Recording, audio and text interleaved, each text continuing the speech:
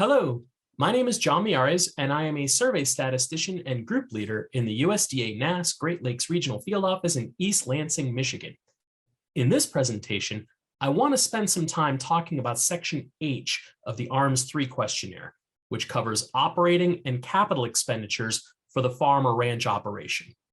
Now, my focus here is going to be on the cost and returns report, also known as the CRR or version 1 of the ARMS3 report. Each version of the questionnaire will contain the core questions we will be reviewing here, but each commodity-specific version will also contain some expense questions that are tied specifically to the commodity of interest. Those differences will be discussed in separate presentations. Additionally, while this video will cover highlights of this section, it is by no means a replacement for a thorough review of the interviewer's manual or working with your supervisor. For this presentation, I would recommend that you have a copy of the version 1 questionnaire handy and turn to the beginning of Section H. Data gathered in this section are used to estimate the producer's costs of doing business. These estimates are critical indicators to the health of the farm economy. They also provide a basis to track costs over time, which provide useful insight into issues faced by those in the farm community. Estimates derived from this section are used in USDA reports and are included in the Farm Production Expenditures Report published by NASS every August. This publication also gives the first indications of how you can break out farm expense information by farm characteristics, in this case, by size and type of farm. This ability is one of the most important things that ARMS allows us to do beyond simply reporting the results by item. Information from this section are also used to provide annual weights for NASS's computation of prices paid indexes, a component of the calculation of parity prices required by the Agricultural Adjustment Act of 1933. The prices paid indexes are also used in the calculation of depreciation and forecasting of expenses. The data are also used by the Bureau of Economic Analysis, or the BEA, to prepare national estimates of gross domestic product.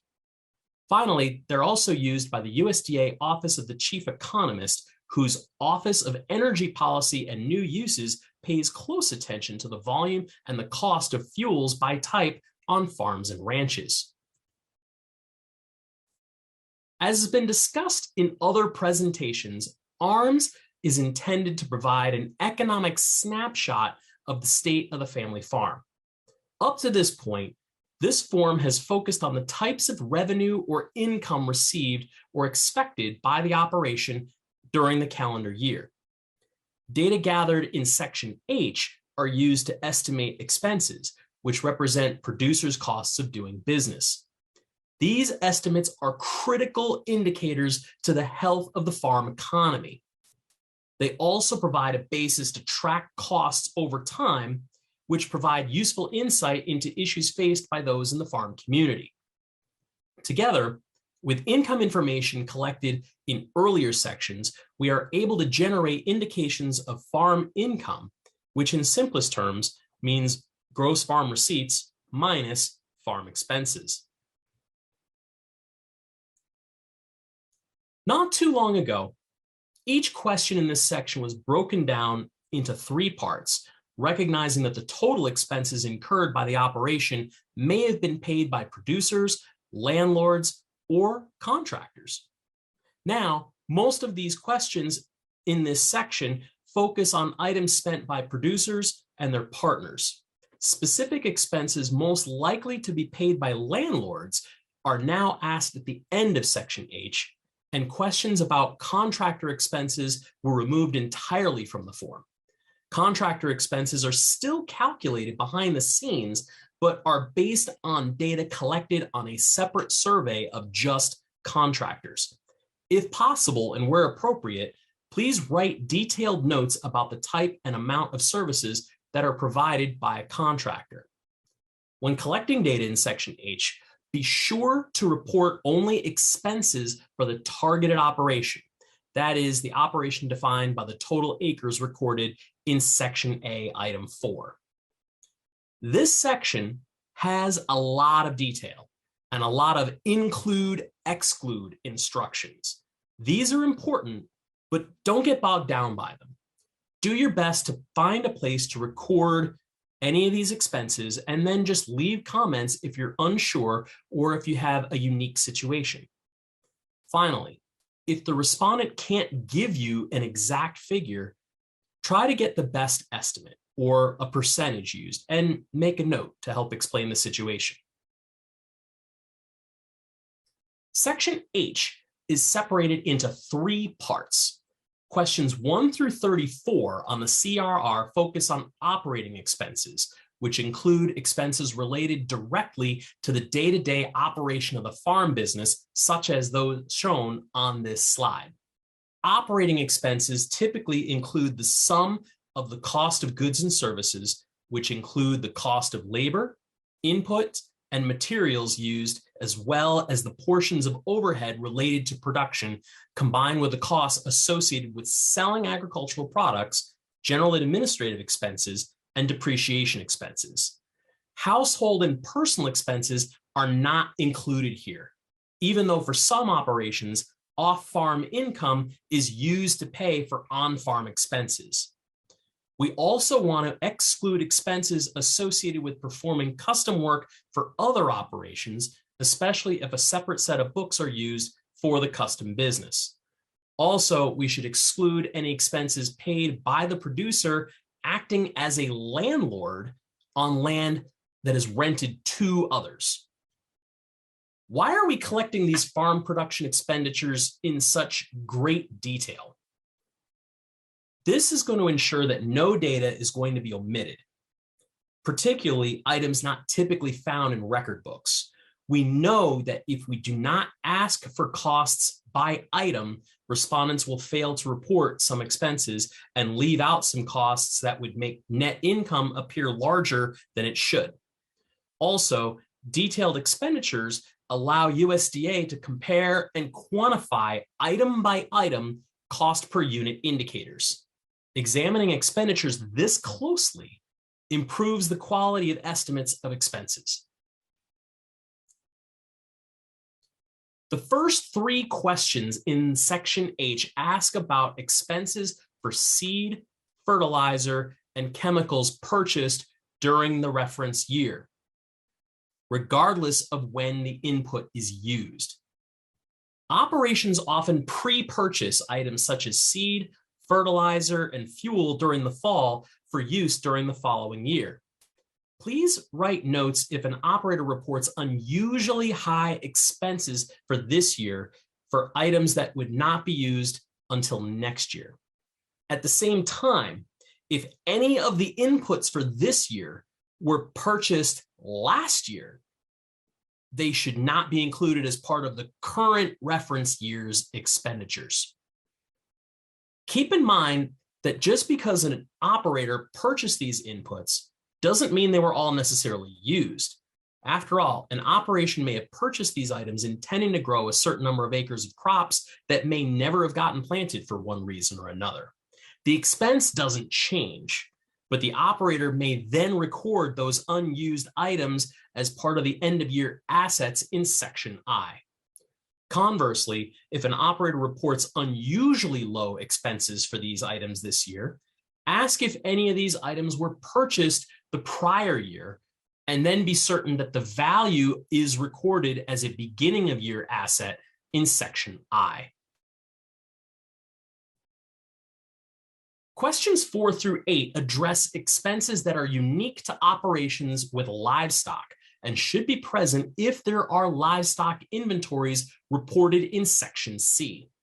For example, if the operator owns and raises hogs, you might expect to see responses to questions 4A or 4B, question 6, or question 8. Other expenses may also apply. When recording livestock purchases in item 4, be sure to include the price of the animals plus commission, yardage, insurance, and fees. In question 9, we are asking the operator to break down all fuel purchases by different fuel types. Farm record books and the IRS Schedule F will usually have an entry for total gasoline, fuel, and oil, but will not follow the breakdown we're asking for in Section H. If the operators cannot break down the individual fuels by dollar amount, try to have them break it down by percentage. Also, be sure to include only the farm share of the fuels. Any fuel purchased for personal vehicles should be excluded. Finally, double check that the total amount spent on fuels on the top line with item code 663 is the sum of all the different fuel types below. This has been a very common recording error over the last several years.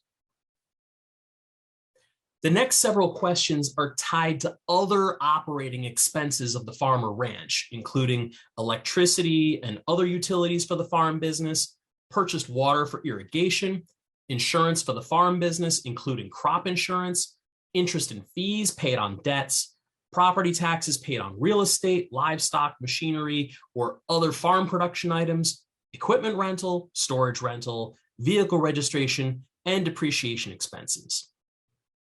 A few items that have been misreported in the past are associated with items 13 through 15, which ask about farm supplies, repairs, and maintenance of farm buildings. The questionnaire provides a brief description of these items, and the interviewer's manual provides a more extended description. For each instance, we want the farm share of the expense. But sometimes it's difficult to separate the farm share versus the household share. If they're not listed separately in the operator's records, family use expenses can be included here in Section H, but be sure not to duplicate those expenses under household expenses to be recorded in Section M. Another question where the line can be blurred between a farm expense and a household expense has to do with repairs to the operator's home recorded in question 16. As a general rule, if the operator's house is owned or can otherwise be declared as an asset of the farming operation, then any repairs to the dwelling can be reported here. However, if the operation is structured in such a way that the home is separate from the farm business, then any repairs to the house should be reported in Section M. Questions 24 through 27 ask about expenses associated with wages, payroll taxes, and benefits for hired labor for the farm or ranch. Please note that question 25 asks for a breakdown of total wages reported in question 24, similar to the way the fuels are broken down in question 9. Paid labor includes only those workers whose pay was considered a business expense of the farm during the year.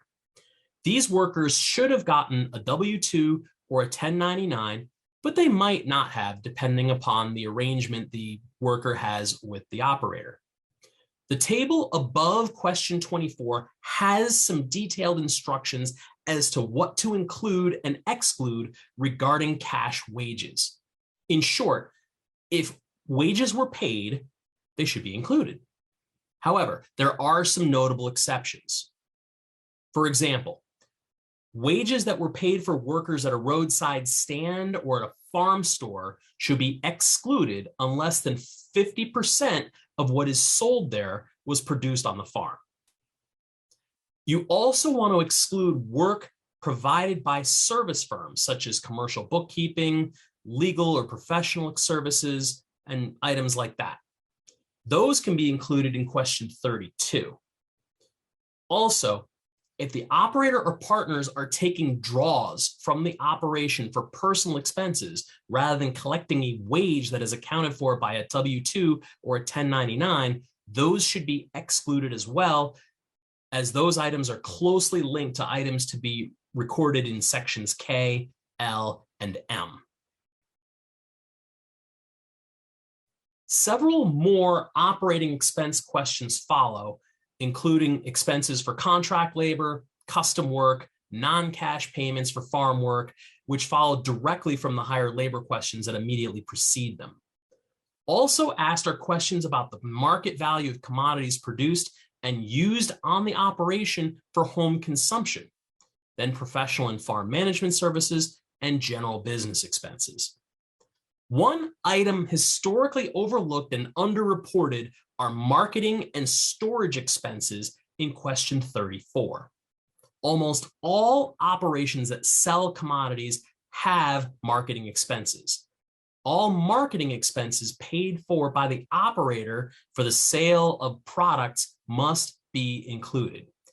Checkoff fees, commercial crop drying, sales commission fees, inspection fees, storage fees and expenses, transportation, yardage fees should be included even if the crop is not yet sold.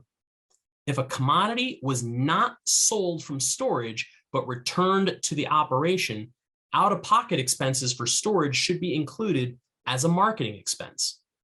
If an operator reports no marketing charges, probe to find out if anything was subtracted out of the total price before a farmer received a check for sold goods. In many states, certain checkoff fees are standard for all operators. If you can get a total quantity and units sold of a particular commodity, statisticians in your regional field office may be able to derive an estimate for marketing charges such as checkoff fees and commissions. There are a handful of operating expenses that are collected elsewhere on the questionnaire. The first and most notable items include components for gross rent, including cash rent, share rent, or grazing fees reported in Section A.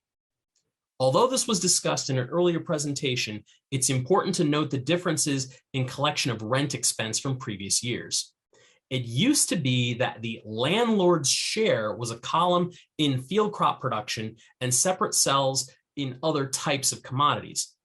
Now that the question is collapsed into one cell for every type of share rent, it's important to obtain a full accounting of the landlord's share, especially for crops. As I said before, respondents tend to underreport amounts when items are reported in a single cell rather than having them broken out over several cells. The other notable operating expense not included in Section H includes the livestock contract production fees accounted for in Sections D and E. Livestock contract production fees are both income to the operator and an expense to the contractor. So the value is used in two different ways, so it's important to get it right since contractor expenses tend to be a $6 billion item annually nationwide. The second part of Section H looks at capital expenditures. Certain assets which give a long-term benefit to the farm, such as equipment and buildings, can be depreciated over the useful life of the asset, which is generally 2 or more years. Purchasing these assets is considered a capital expense in contrast to operating expenses, which offer a shorter term benefit and are therefore written off immediately. Examples of capital expenses may include the purchase of a new tractor or equipment or major repairs to buildings. If an operator places an expense on a depreciation schedule, it should be recorded as a capital expense and accounted for as an asset of the farm or ranch business. One exception I want to note is that land purchases for expanding the operation are going to be considered capital expenses for the purposes of this survey, even though land is not considered a depreciable asset. The first few questions focus on what could be called capital improvements. These are expenses taken on by the operation with the goal of adding value to the farm assets and business. These could include improvements to the land, such as irrigation improvements, well drilling, or fences, new construction and remodeling of dwellings and buildings, including livestock buildings and storage facilities, and new construction or remodeling of the producer's dwelling if it's owned by the operation. As a reminder, Any new construction or remodeling of the producer's dwelling should be excluded if the home is not listed as an asset of the farm or ranch operation. The next several questions focus on vehicles, machinery, and equipment purchased for the operation. Question 42, regarding expenses for all-terrain vehicles, side-by-sides, and utility task vehicles, is now its own question. In previous years, expenses for these types of vehicles were included with what is question 46 that asks about all other capital expenses. It's important that the operator be able to distinguish assets that are used in other businesses and the operator's household. For example, with automobiles and trucks, a specific question is asked about the percent use on the farm for those vehicles. It might be reasonable to expect that a car might only have 40% farmer ranch use and a truck only 80% farmer ranch use. If the farmer ranch use for either of these items is 0%, then the expense should be included as a household expense in section M and not a capital expense for the farm in section H. Similarly, if the operator runs a separate custom work business, perhaps a business for custom spraying, harvesting, or hauling, then the amount of a purchase that would be reported for tractors or self-propelled equipment or other farm machinery would need to be prorated between the farming operation and the custom work business. Here's a case where we may have to probe carefully to determine where the expense should be recorded. Suppose an operator spends $25,000 to overhaul the transmission of a tractor. If the expense was listed on a depreciation schedule, then we can count it as a capital expense, and we would record it in item 46, all other capital expenditures. However, if the cost was not listed on the depreciation schedule or it was expensed, then it should be recorded in the repair and maintenance of machinery and farm equipment question, which is question 14. Again, the principal determinant of whether an expenditure is a capital expenditure is whether or not it is placed on the business's depreciation schedule. Whatever we do, we don't want it listed in both places. Questions 46 and 47 serve as a catch-all to account for other expenses that weren't previously itemized in the section. While question 46 focuses on previously unlisted capital expenditures placed on a depreciation schedule, question 47 focuses on production expenses that might not have been accounted for anywhere else in section H. Be sure to specify what the expense was for and add comments regarding unusually large expenses, especially if you're not sure if it should be counted as a production expense or a capital expense. It's possible upon further review, we might be able to account for those expenses somewhere earlier in section H under a different question. However, for some items like potting soil or vermiculite used by nursery and greenhouse operations, these questions might be the only place in section H where we can record that expense. The last 6 questions focus on expenses that might be paid by landlords as part of a rental agreement. If the primary producer is not renting any land, then these questions can be skipped. Some landlord expenses may be difficult for the operator to know, but approximations or even just knowing that the landlord paid certain expenses would be helpful to know.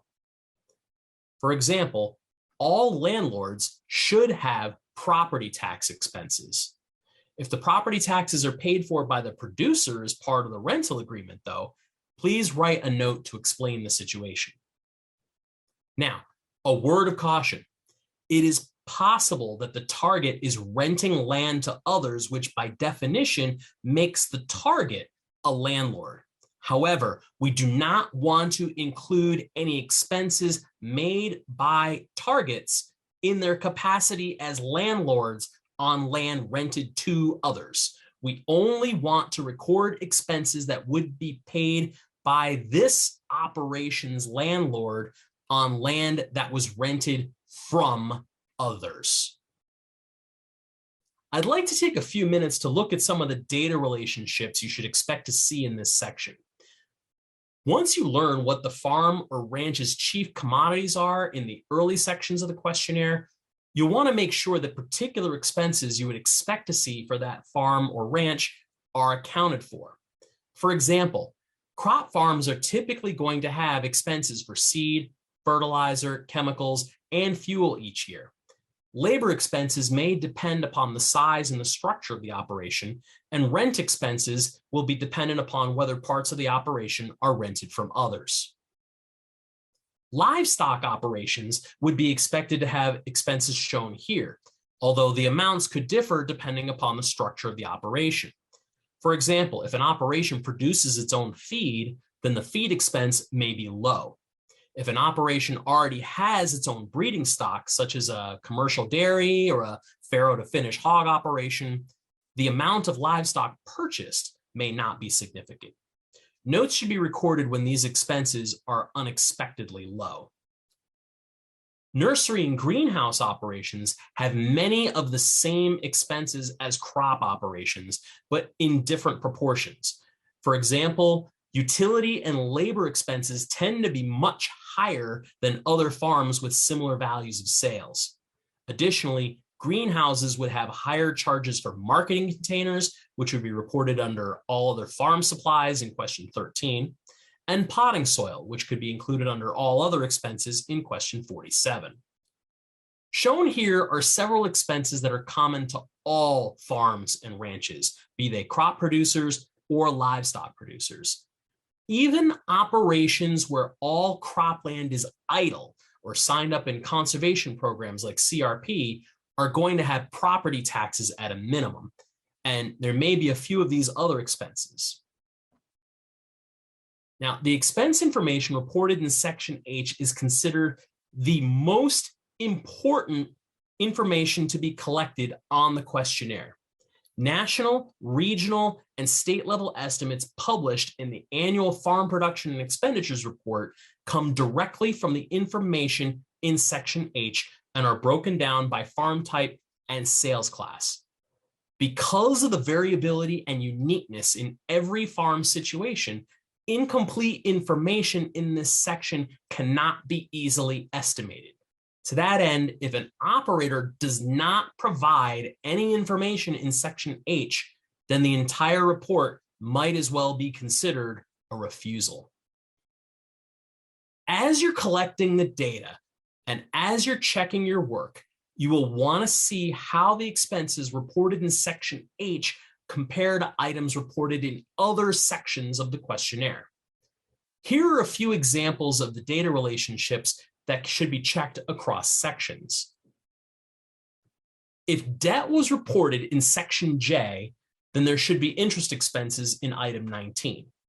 Now, it is possible for a farm to have no end-of-year debt and then incur interest expenses if all loans are production loans paid off in the year that they're borrowed. The debt table in Section J should identify any production loans taken out and repaid during the year.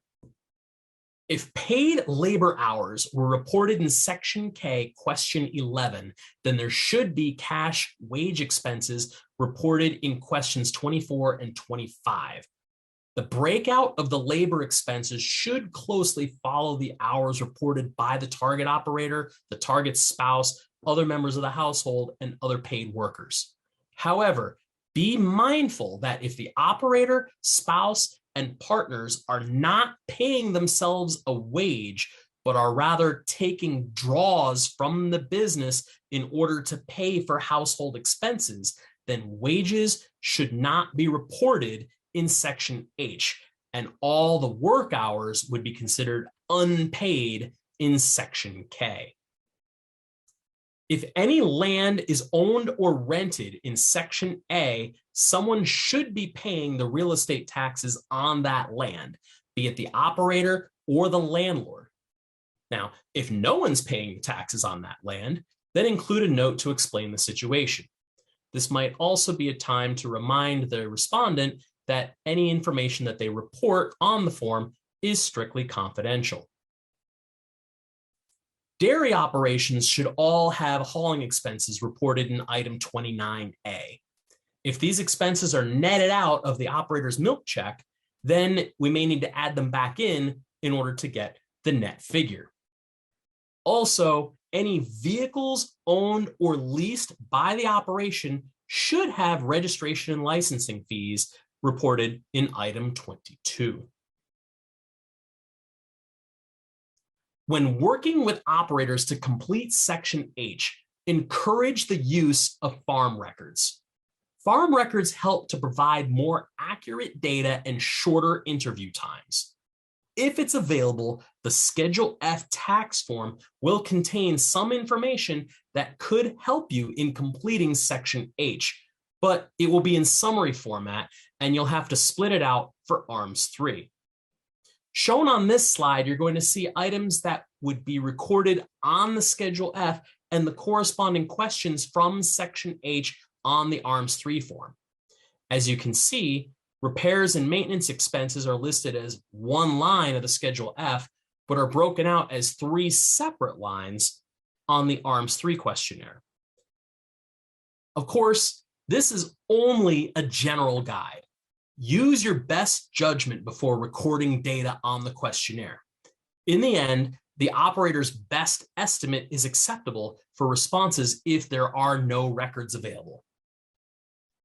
Before we close out, let's summarize briefly what we have learned here. All farms and ranches have expenses. On this survey, we are separating those expenses between operating expenses and capital expenses. Operating expenses are those incurred through normal day-to-day business operations, while capital expenditures include those expenses that the business incurs to create a benefit in the future. Operating expenses are generally written off from a farmer's net income in a year because those items or services are consumed within that year. Capital expenses, on the other hand, are made on long-term assets, so are generally written off over time by deducting a depreciation expense each year until the asset depreciates to nothing. Although there's a lot to these sections, try not to get bogged down in the details. Do your best to find a home for each item and record it there. When you're done, ask yourself if the questionnaire makes sense, and leave comments if you're in doubt or if you see an unusual situation. Be careful not to double count expenses in multiple places. Operating expenses reported in Section H should not be duplicated as household expenses in Section M. And expenses listed as operating expenses should also not be listed as capital expenditures. By encouraging the use of farm records, accurate information will be readily available and answering the questions will take less interview time. I hope you found this presentation beneficial. If you have any questions, be sure to consult your interviewer's manual, your supervisor, your NASDA coordinator, or the statistician in charge of the ARMS3 survey in your region. Thanks for watching, and we hope to see you all very soon.